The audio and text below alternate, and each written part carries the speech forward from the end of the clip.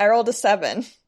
Audrey, you rolled a 7. The topic we will be discussing today, as determined by your die roll, is what ideas from other mediums, novels, board games, video games, etc., have you brought into your role-playing games?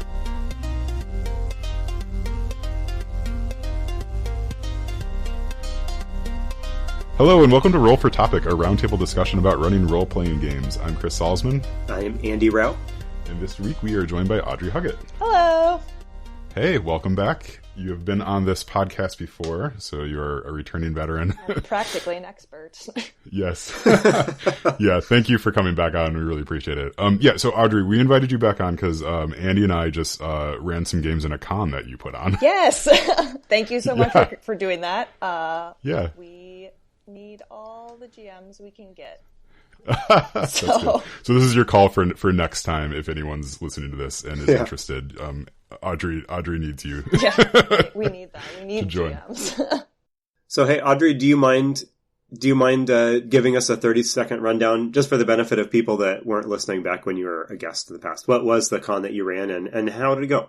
Sure. So I just ran RPG Fest with my coworker Christopher. It was kind of like, I guess like a mini con, sort of. So basically all we had at this one was, it ended up being 8 tables of games, and people could sign up for one of 4 one-hour game slots. So the idea was that, like, ideally, if there were not a ton of people, you would get to try a bunch of different games, or if there were a ton of people, everyone would get to at least do something. And then we also had mini painting going on, and like a passive game that turned into like a distraction for the teens. So that was cool. Okay. But that's like 10-second or 30-second, really quick what it was. And we did our best to have lots of different games because we didn't want it to just be D&D. What possessed you to run a convention at the library? I like torturing myself. All my hobbies. At some point, yes. I go, I hate this. What am I doing? I'd been trying to figure out a way to get RPGs to work in the library for a while. And libraries are weird because every library is different. So in our library, we don't do reservations for any of our programs currently. We might be changing that somewhat in a very limited way in the future. But because we don't do reservations, you can't predict the number of people that will come. But we're also heavily used libraries, so it can be quite a lot. So I was trying to figure out how you could make RPGs work at a program where you have probably a minimum of 50 people show up. And the only way I could figure out to make it work with the way that we run programs is to make it big. So a con was the only answer I could think of. Yeah, because if you had intentionally tried to keep it small, there's just no way. Yeah, you just can't give people a good experience. So the only answer I could think of was to go big so that you could fit more people into the space. So what ended up being the scale of the attendance then? Our estimate was about 250 is the number that's sticking in my brain. It may have been a little bit less, but 240 or 250 was what we came up with. Based on great. People sign up and then how many people did mini painting. Because some people just came for minis, which, all right. Okay. Yeah. I mean, I don't have a lot of stuff to compare that to, but it seemed like attendance was great. It felt full, it felt busy, but it wasn't overwhelming. It wasn't bad busy. All the seats in all 4 of my games were full, which surprised me in a great way. Yeah, we ran out of spots for people to sign up for. It was definitely a really cool event because everyone had, I think, an exceptionally good time. Everyone who was there was really enjoying themselves, and I didn't hear anyone really complain about anything. I think people were just mostly excited that we were doing it. Yeah. Which is great. It was also an exceptional event because usually when we do large events, the question you get asked as the runner is when are you doing it again? And we kept getting asked, how often do you do this event? That's fantastic. Yep. Yeah. So next year we're expanding it to run it twice a year. Oh, that's awesome. And we're going to make quite a few not quite a few, but some changes based on feedback. So we're planning on having one in the spring and one in the fall. In the fall one, we're going to make more of a standard con, or not standard, but make it bigger and have more of stuff going on. So we're hoping to pull in some more industry guests and things like that to give people other stuff to do while games are going on, to kind of take some of the pressure off just the games and see what happens, and do a vendor fair and stuff like that. So, like a really small one, but I'm like, you know, there are enough people in town who make game-related stuff that even if you just have like 5 of them plus Vault of Midnight, that's something for them to do. It's a nice full vendor hall at that point. Yeah, for like a small con. Yeah, we were chatting, and I mean, I think there's like 3 companies in town that just do dice. Really? Stuff, right? Okay. Like they do dice and other things. Yeah, so it's like you have Wormwood and Dogmite, and then Gilded, who's doing a Kickstarter too, which we'll drop a link to in the show notes. But like it's just like there's all this activity happening, and it was just really cool to see Ann Arbor at least kind of come out for that. Did you do any polling about were people coming from outside of the city limits? We didn't poll people, but I talked to at least 2 different people that had driven about an hour to come to the event. So we had people from outside of Ann Arbor coming. And outside of Ipsy too. I can't remember what city they said they came from. So I think mostly it was like local people, but for a first time event, that's not super surprising. And then when we grow it, it'll get legs. Yeah, so. For sure. Yeah, well, Andy drove all the way in from Grand Rapids. Yeah, thank you, Andy. You win a D20. Yeah. I got caught up on some podcasts actually on the way there and back, so it was a good excuse to get in the car and drive for a little bit. So, Chris, last time we talked, we were both nervously preparing to run games at this con and possibly at subsequent cons. So I got to ask, Chris, how did your first public running games for strangers event go? It's like my coming out party. It's like a quinceanera. And first, can you remind us what you ran? Because you ran some kind of interesting stuff. Yeah, so I did 2 sessions of D&D, which ended up being pretty fun.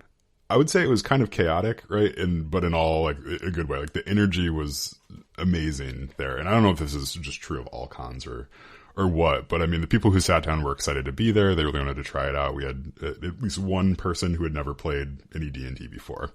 In that session. So it was great, right? Like, so we just, we went through a little bit of like the initial starter set encounter.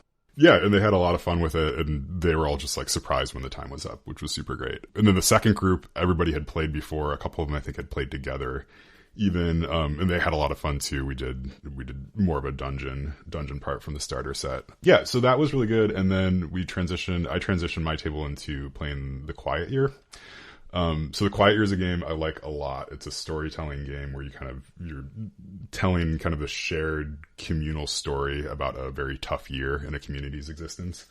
So that naturally sort of attracted a particular kind of player, which I really like, right? So like it's very different from dungeon delving, right? So the people who sat down were like invested in telling a story together.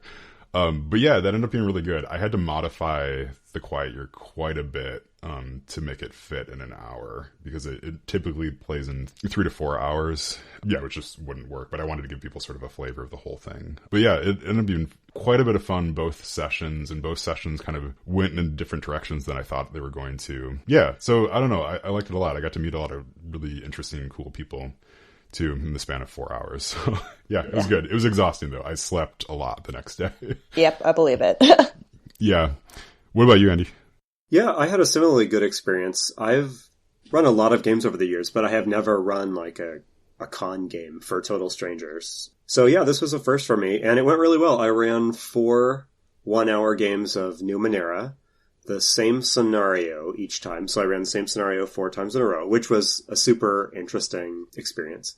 And yeah, it went well. I don't think anyone that showed up at the table had played Numenera before, and only maybe 2 people said they had heard of it or were familiar with it. So a little bit more teaching of the rules and going over the basic concepts than maybe I expected, but it worked out well. And yeah, it was good. Like the first game I felt was a little shaky, but then it just took me an hour or 2 to get to feel like I had a real good handle on things. And then like the second, third, and fourth games went quite well, I thought. So that's awesome. We'll never speak of that first game. Didn't happen.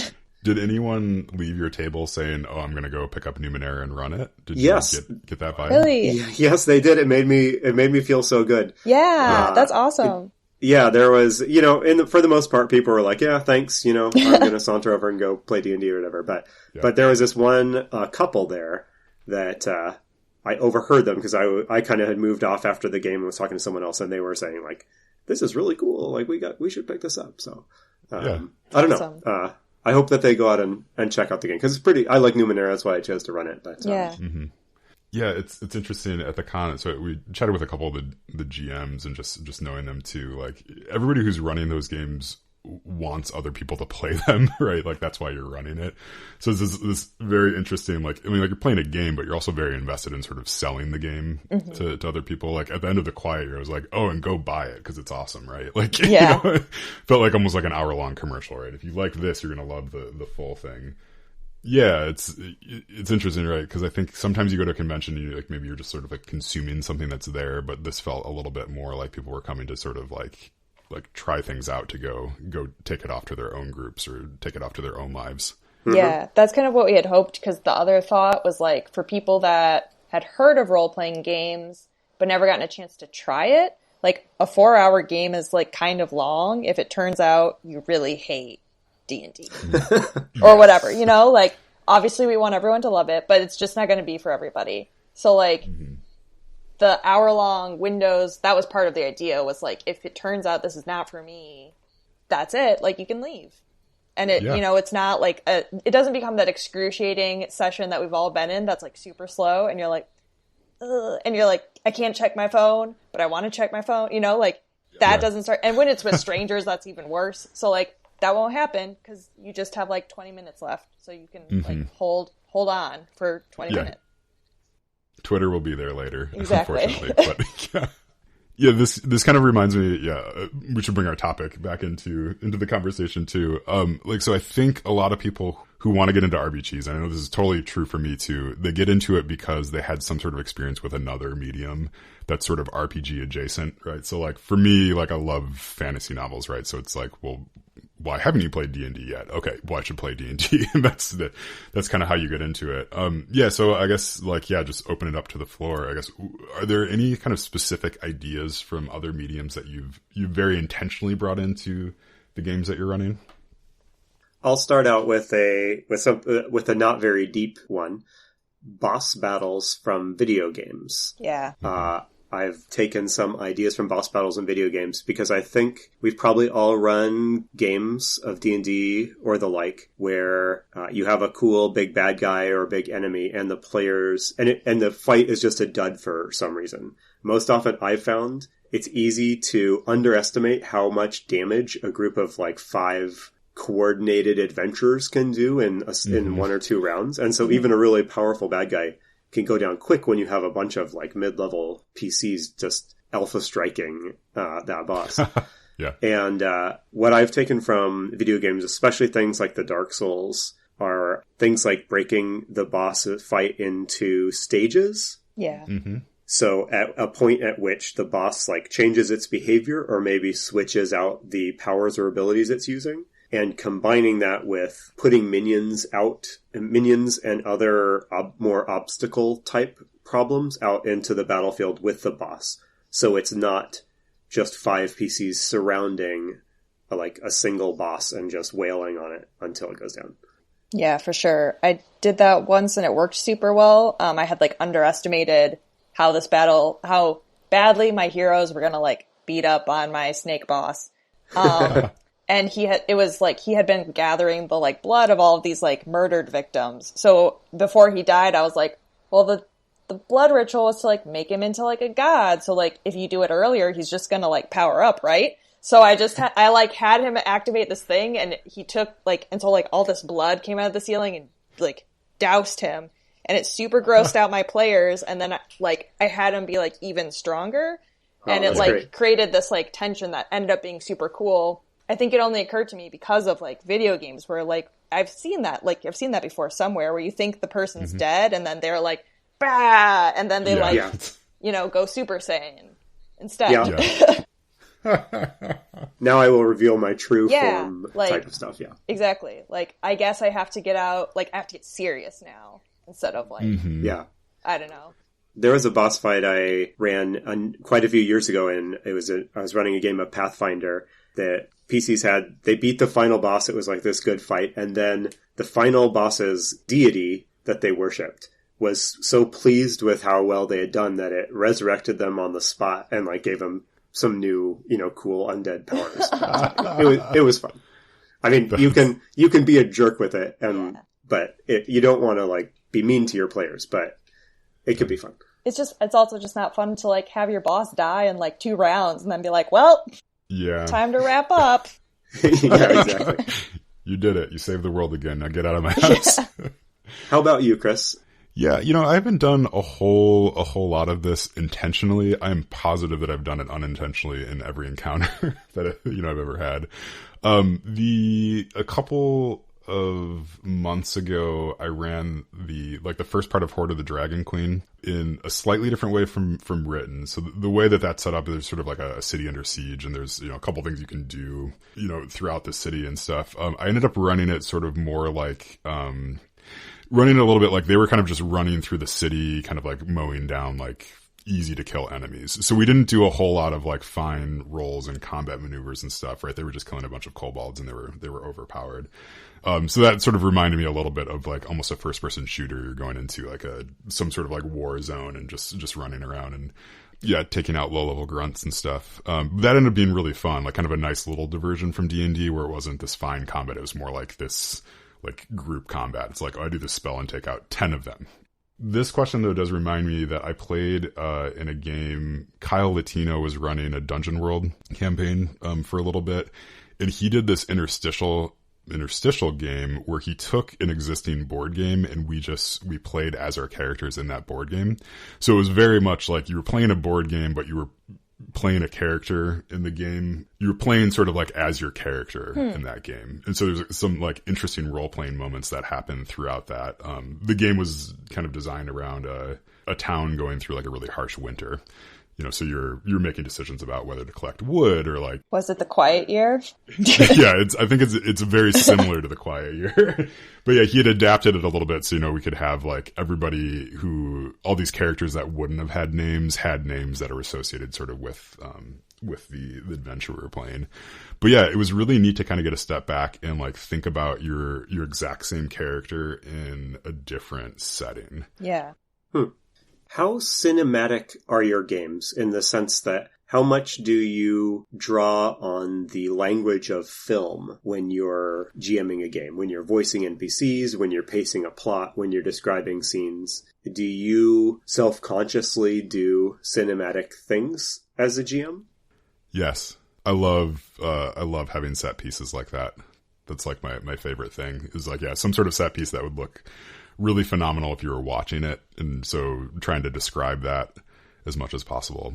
This does not go very well with the like 5-foot squares sort of concept, unfortunately. But yeah, having some of that's cool. I do try to intentionally not use like the language of cameras when I'm describing scenes. So I don't say like we have a close up on this person and then we like move out, which I think a lot of GMs do. Because it is a nice shorthand to sort of describe like what everybody's seen. Yeah, I find that to be like jarring. I think partially because I come to RPGs through like fantasy novels, and like that's not how like fantasy novels describe things. Like one game I was playing in, the GM literally was like, this is kind of like a camera wipe moment, and it was like all I could think of was Star Wars. So it just kind of like isn't how I picture stuff. So I find it to be jarring when people use that like the camera language. But I think in my brain, the things that I'm describing tend to be kind of cinematic. So that's what I'm trying to like get across with paltry words. I know there's a number of games that explicitly present themselves as emulating sort of like the seasons of a TV show, where you have an overarching plot that runs through maybe a dozen game nights. And that the individual adventures are structured kind of like episodes of Star Trek or whatever. I'm dating myself here. Whatever the kids are watching these days, right? If you aren't playing a game that explicitly says structure your game like this, do you bring in that sense of like a TV series into your game at all? I think I tried it earlier on when I was GMing, and it just didn't work for me. Because then I found myself like imposing the structure on my game. Cause it was like, when I was like a much younger GM. So I was like reading all the internet advice, and someone was like, this really works for me. So I tried it, And yeah, I found it to be like a structure that didn't work for me. So when I tried to put it on the game, it like the games that I ran based off that got kind of wooden for me instead of like flowing naturally. But I think that's probably something that like is highly dependent on how you GM too. Would you say you're sort of more of a reactive GM in that like you let the players do stuff and then totally shape the story? Yeah. I think I told you guys last time, like the weakness of one of my bad guys ended up being like, or like a weakness ended up being smooth jazz because like a character died and like said it. And I was like, that's hilarious. So let's do it. Yeah. I feel like that's my like single most like characteristic story of like how I GM sometimes. That is a fantastic Achilles heel there, yeah.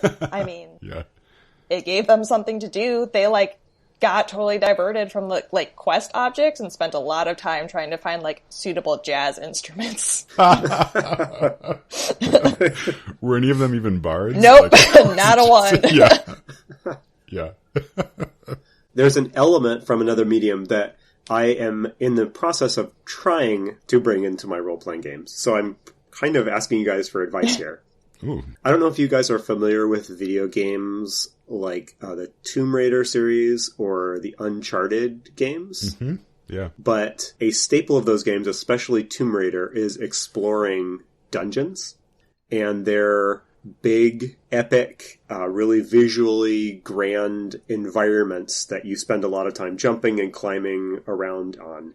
And it's difficult to describe here just in conversation. But when those games get it right, it's a really neat sense of exploration and place.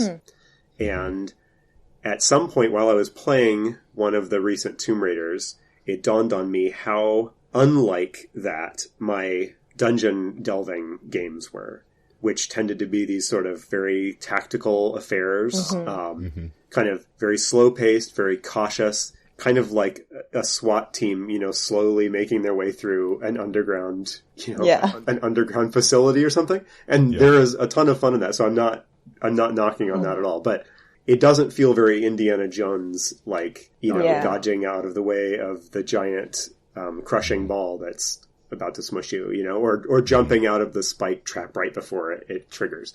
I would love to somehow inject just a little bit of that Indiana Jones Lara Croft tomb raiding into like my Dungeons and Dragons tomb raiding, which it feels like a very different beast. Have you guys ever done anything to inject a little bit of that action movie sensibility into your dungeons? I haven't, but like the first thing that sprang to my mind was like, it seems like I haven't played either of the games that you mentioned. So full disclosure there. But it seems like maybe one of the things that like is an element to that is like a sense of urgency. So the first thing that jumped to my mind was like, you could probably use like the clocks that Blades in the Darkness uses to like push the characters past. Because I think as like players do that like SWAT team thing because they're like treating themselves as like a precious thing. But that's also like because you have infinite time. So if you like cut down on the time, that like pushes them through the dungeon faster and like makes them make the decision to like run recklessly ahead, right? But then I think as the DM, the other thing you have to do is kind of beat them halfway and maybe have like less monsters in the dungeon, right? That are gonna like you can't have like a worm come out of like the cavern and like chomp your player as they're like mid jumping because that seems unfair. So like, I think that's some really good advice. It brings to mind something else that's in those kinds of games that is hard to get into a D&D context is messing with the environment. Oh my gosh, I've been thinking about this. So in a video game, you can spend like an hour climbing around ledges and jumping over chasms and solving puzzles by manipulating your environment, maybe like pushing a column over to make a bridge or whatever. But that stuff is hard to make interesting in D&D, which is why I think so many dungeons are just full of fights. Because I think in general it's just kind of hard to it's hard to get people to interact with the environment in a way that's like compelling for more than a couple minutes. Do you guys have any thoughts on that? Yeah, do you, when you're designing dungeons or, running dungeons, you draw up maps beforehand, right? Yes, generally I do. Okay. Have you ever experimented with having like different levels of maps? So I'm talking like very physically, like you have the one on the table and then you somehow suspend a second one above that in some fashion. Talk to me about why I would be doing that.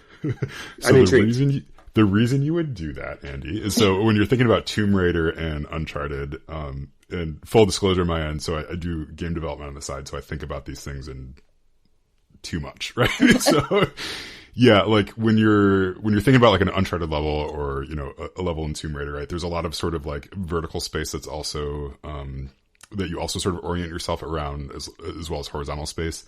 Most dungeons in like D&D and stuff are very much like on a single plane, right? So you might go up and down a stairwells, but you're not really like looking up into a second or third floor, or like you don't really have many chances to sort of like to traverse sort of those levels. Yeah, so like in Tomb Raider, right, there's oftentimes like you sort of see a point off in the distance in the map that you want to try to get to. So the goal becomes trying to get there. That's really hard, I think, to translate to like a top-down sort of 2D map. Mm-hmm. So I'm thinking like if you could almost, give your players that sense of like you're in this spot and you can see kind of looking through these papers that I've stacked on top of each other in this, I don't know, that's up to you to figure out. But, you can kind of see that point. It's like, how are you going to get to there? Yeah, that's a great idea. And I think you're totally right that fantasy dungeon delving does not use enough verticality just as a general thing in dungeon delving. Yeah, it's hard to make the environment a puzzle in Dungeons and Dragons, partially because of the top-down, but also because, like, you're limited by, like, language. So, like, the stuff that you as the GM key in as, like, being there, like, you're either, like, giving them the answer because you have to describe the thing, or you're describing too much. And they're like, that stone that you described, if I, like, spit on it and, like, knock on it, it'll turn into a door. So, and you're like, no, it was really, nope, okay. It was the hook, but okay. Or, you know? Because I guess I was thinking about environments in a slightly different way, but I've been watching The Terror, which is, like, an AMC show that was from last year. Or I've been watching season 1, so it was last year. And it's about Captain Franklin's voyage to the Arctic. And these two ships go, it's a real voyage. These two ships go in like 1850. They're trying to discover the Northwest Passage, and then they like disappear. Like they found the ships wrecks in like 2014 and 2016. They like disappeared. Whoa. So the show is about the voyage, and there's like this supernatural monster element to it. But like the way that they show the Arctic as like a physical presence is so cool. So I've been thinking about trying to make like, how do you make like survival a real thing in D&D? Because it's, on one hand, it's like you get down to like how much like food and water do we have, which is like boring. But like there's so much tension in those like survival stories too. So I've been trying to figure out how you can make that like a real thing in a game. So that's the environment I've been thinking about. Yeah, there's so many things in D&D outside of combat where the only way to really resolve it is just to like roll a die and see if you succeed or not. Yeah. And that, that's not very satisfying. Here you do a 2-month journey across the continent, roll a die to see if you... how it goes. Get sick. Yeah. Totally. And like, it's also, for me as a GM, I'm like, good Lord, I don't want to make you keep track of rations. That's so boring. Because that's... yeah, keeping track of it, like, that's not the interesting part of survival. Like, you're mentioning the environment of the Arctic, I would imagine, right, like, there's some just sort of, like, dread of running out of food, right? But there's also, like, the ice is shifting, or, like, there's a polar bear. Yeah, or, like... well, their ships are literally trapped in the ice. And also, their food, so, like, tinned food was new at the time. They soldered it with lead. So they were eating lead for 3 years. Like, it's truly, these poor men died horribly. But also it's super interesting to think about for adventure. I wonder if you'd have to knock the, like, so D&D, right, the power level sort of goes up pretty drastically after, level 3 or so, like to the point where like, they almost have too many tools at their disposal at that point to survive those sort of things. You'd need like a human simulator. Yeah, because like in D&D you would just summon like you get the hut spell. Right? And then you just like sleep in your hut every night. Yeah, and your druid would just keep making berries for you to eat. Even in the Arctic. I think this might be like the anti-Audrey campaign, but there is an old Call of Cthulhu like mega campaign that involves going to the Arctic or Antarctic. And I guess spoilers for anyone here, but this is an old campaign, so I feel okay spoiling it. But yeah, at the beginning of the game, you are supposed to give your players like a multi-page, like multiple sheets of like what is on the boat. And the players, if the players do not like go through and say that they're checking the things, then like months later on the adventure, they find that some of the stuff was like mispacked and and missing or stolen or stuff like that. So oh my gosh. it's like this very long game that the scenario is playing with you. But. Although there is a way to make that interesting, right? Because you could have it be like a roll, like check your supplies before you go. And if they roll like an 8, you could be like, looks great. And then 3 sessions later or whatever, be like, turns out there's lead in your food. You've been eating that. Or whatever. The food is fine. It's just all of this, it's all this mercury and lead that you're ingesting. Yeah. So like that just makes me think of like, cause I'm not giving anyone 3 pages of things to read through, but you could like shorthand that, right? Maybe. Mm-hmm. Yeah, for sure. Could. I mean, it's kind of interesting. I don't think I'd want to play that as part of a long-term campaign, but as a couple session long thing, that could actually be really fun. Yeah. To get into sort of the nitty-gritty of that. Both of you mentioned that fantasy literature was like a medium that either brought you to role-playing games or informs your approach to the whole genre. And I'm curious, that's the same is true for me too. Are there fantasy books that you've read that feel like role-playing sessions or that just feel super role-playing adjacent, to use the term that Chris used earlier? I often think about, because I think about this just a lot in life, but in terms of role-playing games, I think about the Redwall series a lot. That was sort of like the series that really got me into reading, first of all, and then also just, thinking about, fantasy and stuff. For the age that I was, right, reading those, and I would say they still hold up pretty well, but like they, just descriptions of battle and descriptions of the sorts of things they were doing and like heroes and heroines and all this were just really phenomenal, right? Like, and so like I think about particular scenes from those books all the time, right? And they're all very formulaic. If you go back and read them now, it's like, oh, there's just a pattern that he's sort of following. And this is probably why, 10-year-old Chris loved these so much, but that's okay. Right. But like, I mean, I think, some of that, I hate to say it, like, the like fantasy novel, like power fantasies of like coming from nothing and then finding out that you're a hero, right? That's just like a very attractive story. Yeah. Or that you're kind of part of something bigger. Than that. And I think that maps really well to role-playing, right? And like, so I also played a lot of role-playing video games too, growing up too, like the Final Fantasy series and Chrono Trigger and things like that. Yeah, where you kind of like, you watch this progression happen, and that's really satisfying to go through.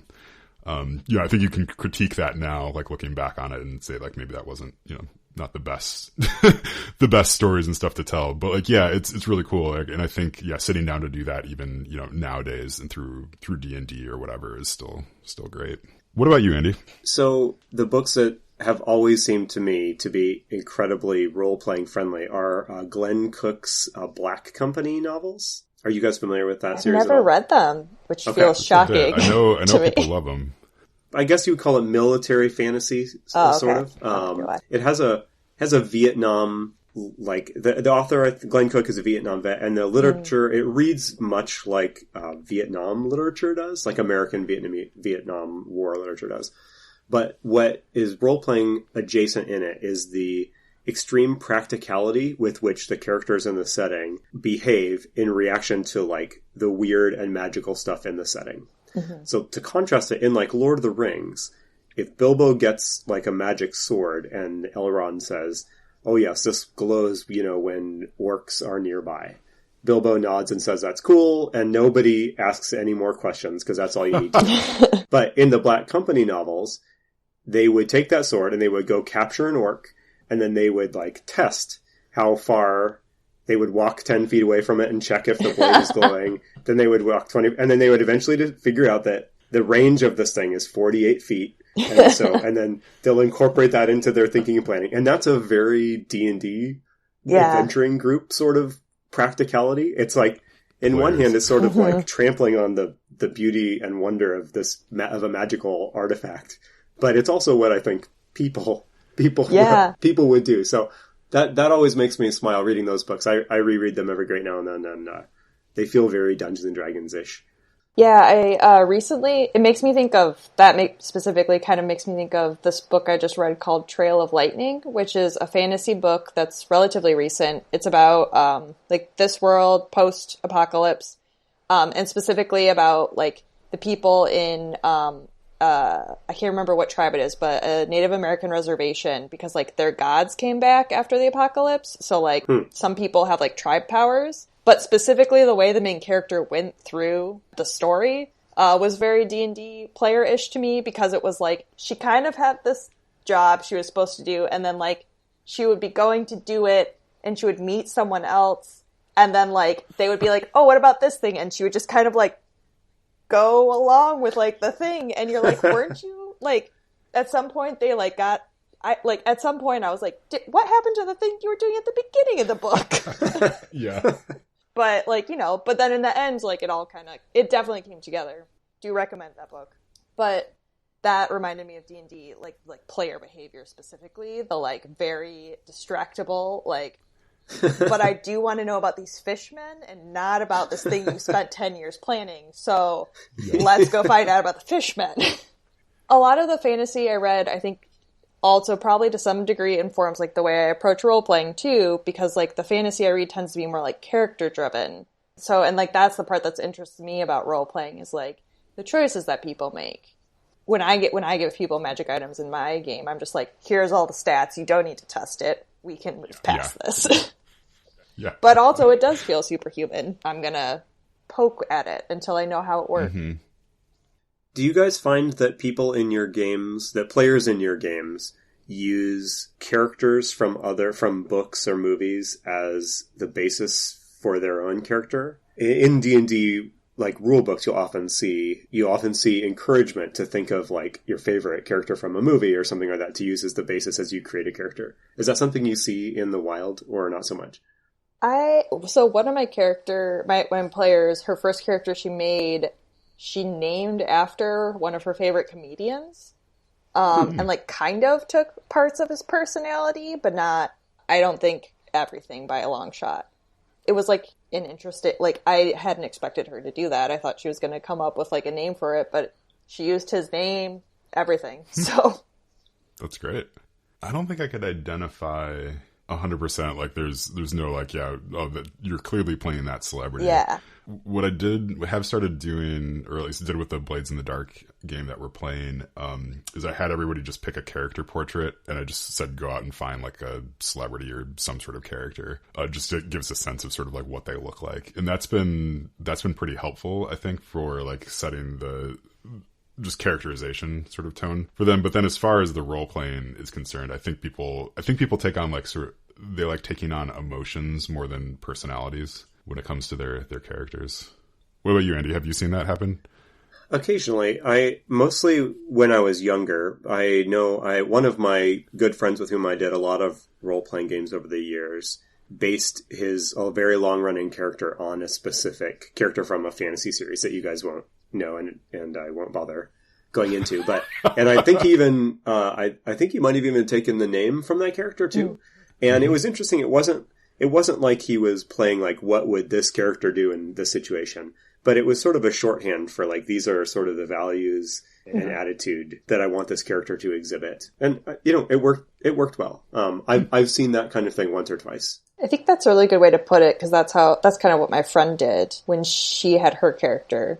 And I one time considered making a Storm Barbarian specifically to, like, make it after Thor, but, like, that was what I was thinking about, like, not how Thor would react, but, like, kind of that sort of character.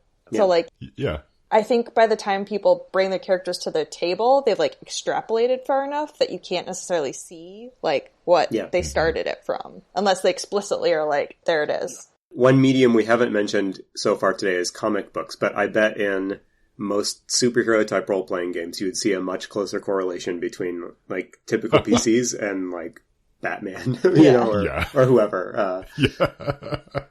Yeah, there's 5 Batman at the table when you show up. We're going a little long, so we should wrap it up. Yeah. I have sort of one final question, then we'll do a wrap up. So, thinking about this question has made me just start thinking about, like, what is the novel or board game or video game that you really want to see made into an RPG? Oh, sorry. Go ahead. I know. I was like, oh, I'm going to think. And then I knew instantly, N.K. Jemisin's five seasons trilogy. Like, the magic in that is so cool, but also I don't know how you would ever, like, translate it. I've just started reading that. That book is excellent. Yeah, she's amazing. I'm really loving it. What is the magic system? Can you do the 20-second rundown? Because I know no spoilers. She is, but I haven't started reading the books.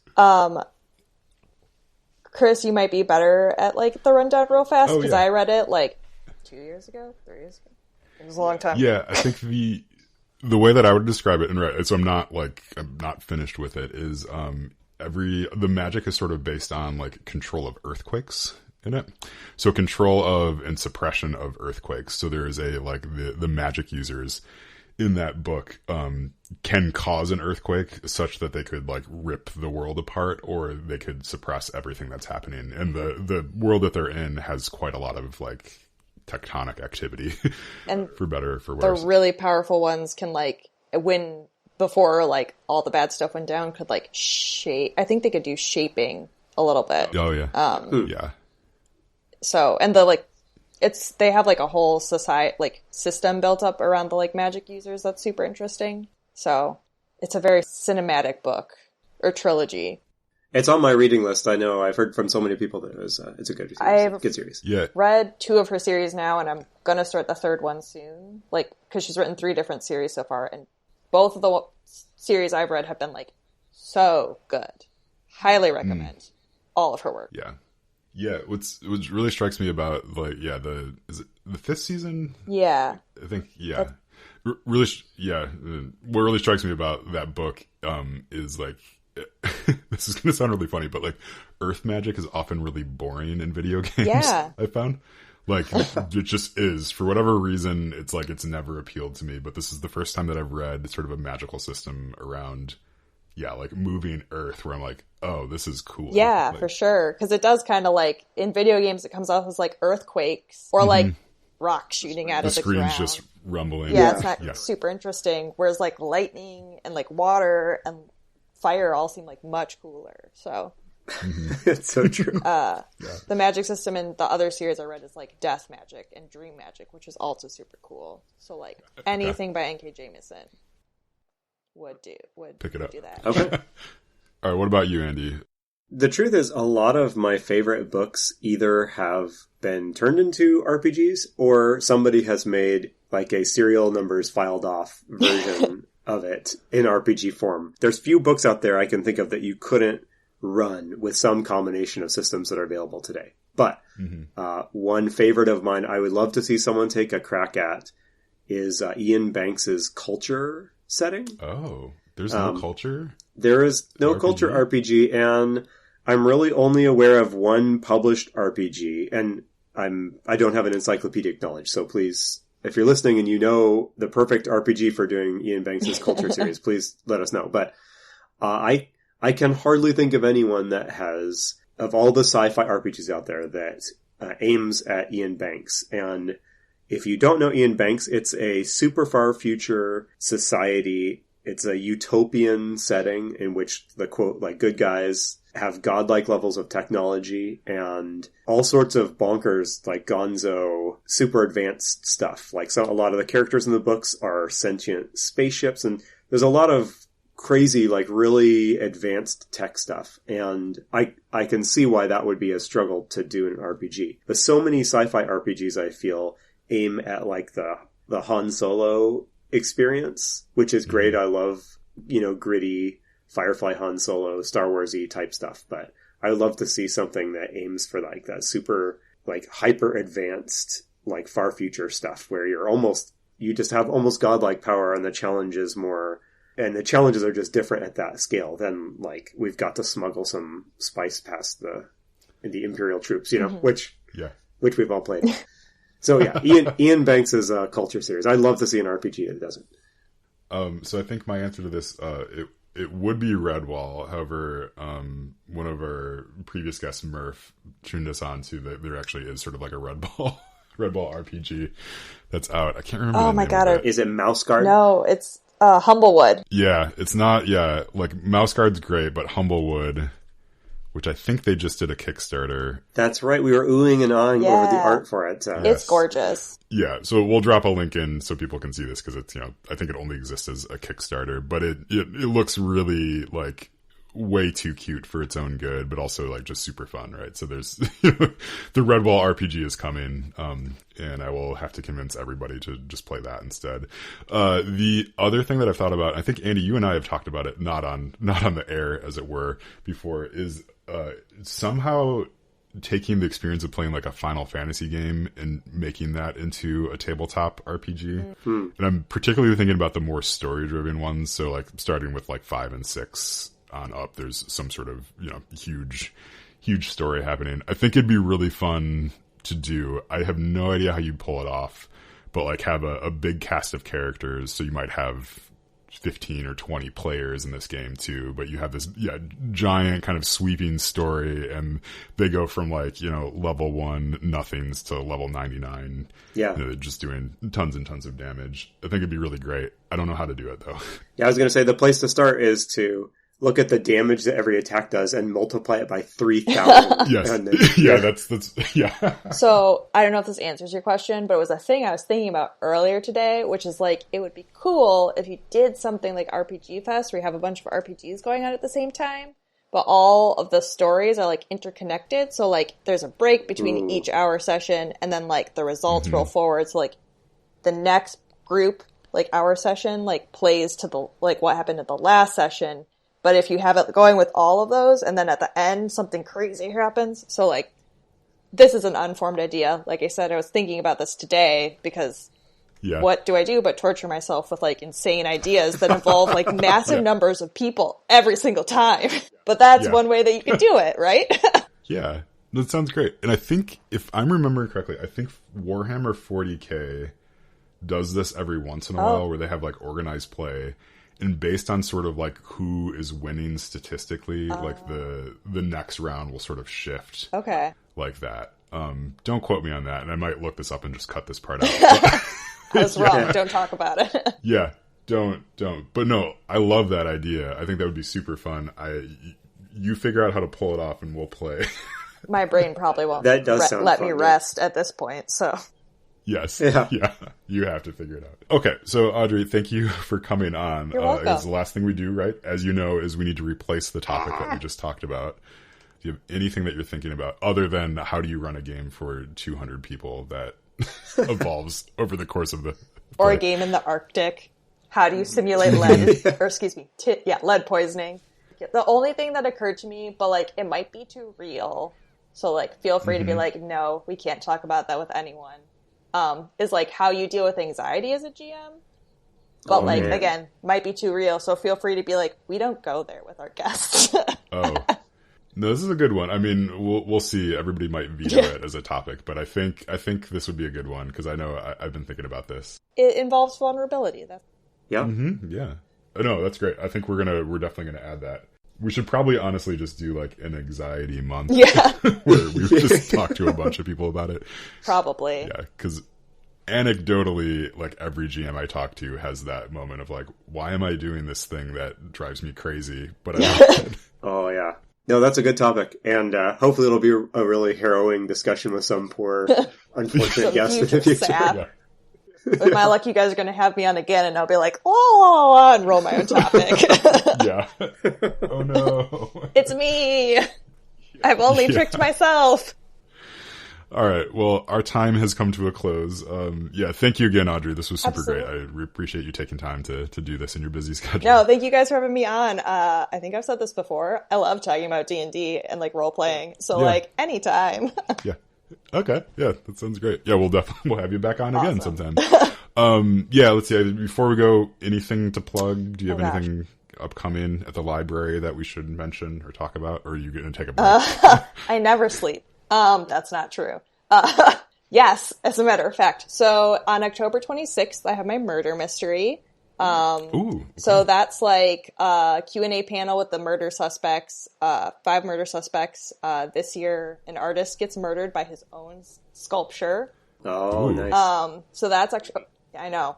It was so much fun to write. October 26th, Saturday before Halloween, 1 to 3, downtown library. We'll be having some version of RPG Fest again in the fall in March. I believe it's March 21st is our tentative date right now.